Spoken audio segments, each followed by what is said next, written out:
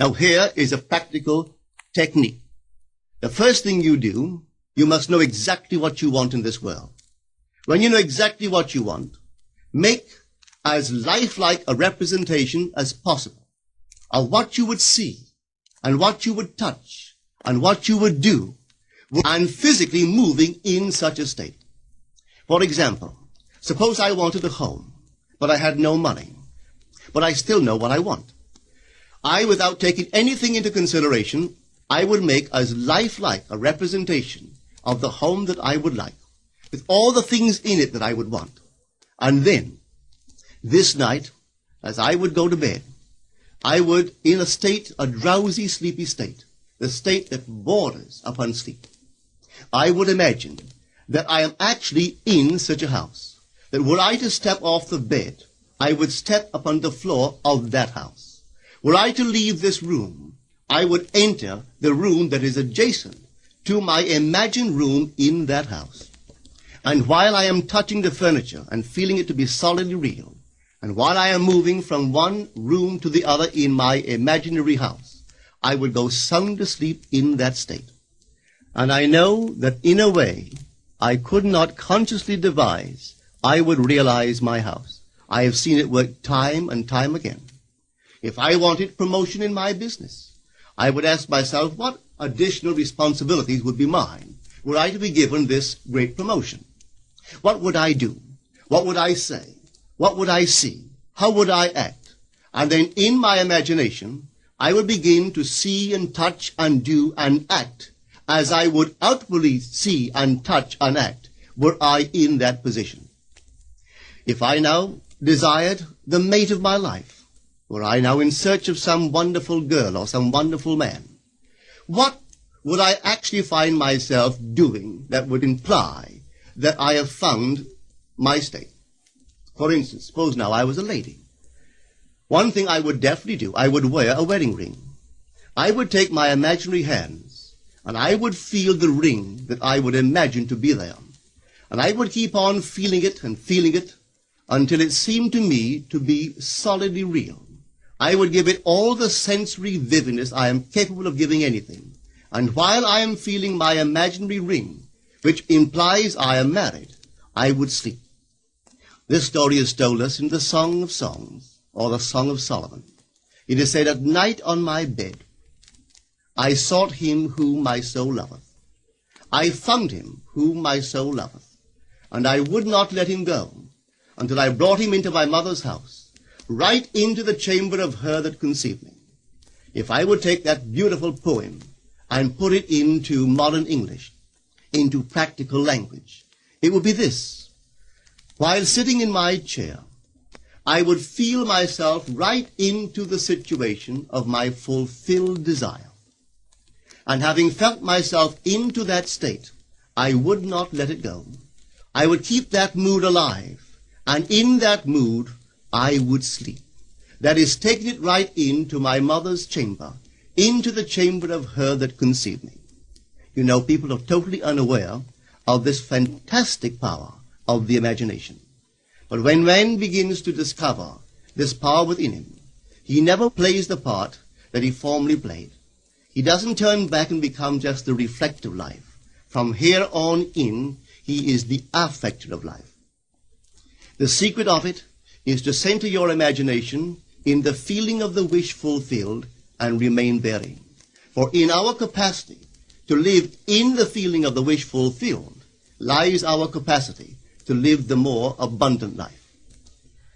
Most of us are afraid to imagine ourselves as important and noble individuals, secure in our contribution to the world, just because at the very moment that we start our assumption, reason and our senses deny the truth of our assumption.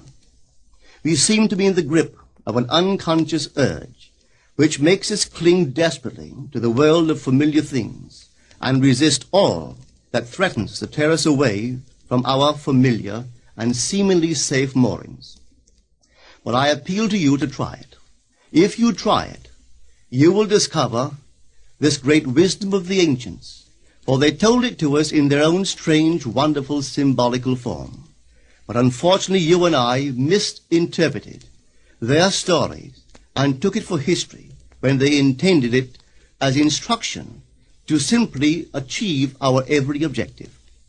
You see, imagination puts us inwardly in touch with a world of states. These states are existent. They are present now. But they are mere possibilities while we think of them. But they become overpoweringly real when we think from them and dwell in them. You know, there's a wide difference between thinking of what you want in this world and thinking from what you want. Let me tell you, when I first heard of the strange and wonderful power of the imagination, it was in 1933 in New York City. An old friend of mine taught it to me. He turned to the 14th of John, and this is what he read. In my Father's house are many mansions.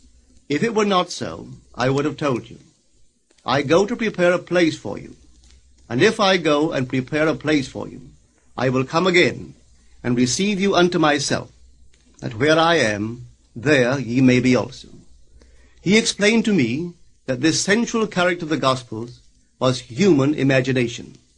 That mansion was not a place in some heavenly house, but simply my desire.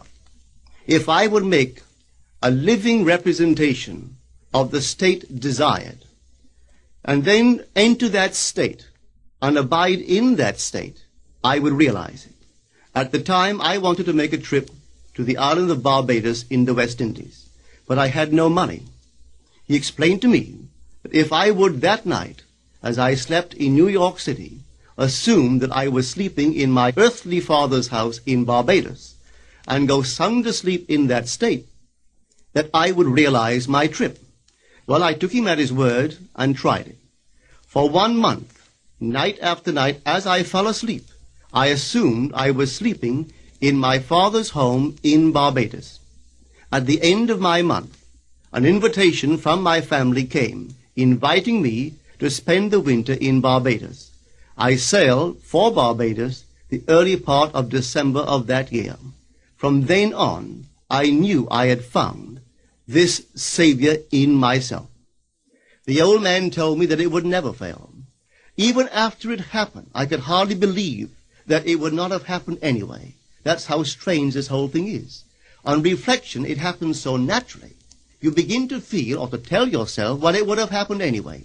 And you quickly recover from this wonderful experience of yours. It never failed me if I would give the mood, the imagined mood, sensory vividness. I could tell you unnumbered case histories to show you how it works. But in essence, it's simple. You simply know what you want. When you know what you want, you're thinking of it. That is not enough. You must now begin to think from it. Well, how could I think from it? I am sitting here, and I desire to be elsewhere. How could I, while sitting here physically, put myself in imagination at a point in space removed from this room and make that real to me? Quite easily. My imagination puts me in touch inwardly with that state. I imagine that I am actually where I desire to be. Now, can I tell that I am there? There is only one way to prove that I am there. For what a man sees when he describes his world is as he describes it relative to himself.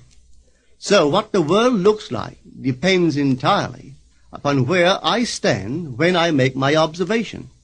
So if, as I describe my world, it is related to that point in space I imagine that I am occupying, then I must be there. I am not there physically, no, but I am there in my imagination, and my imagination is my real self. And where I go in imagination and make it real, there I shall go in the flesh also. When in that state I fall asleep, it is done. I have never seen it fail. So this is the simple technique on how to use your imagination to realize your every objective.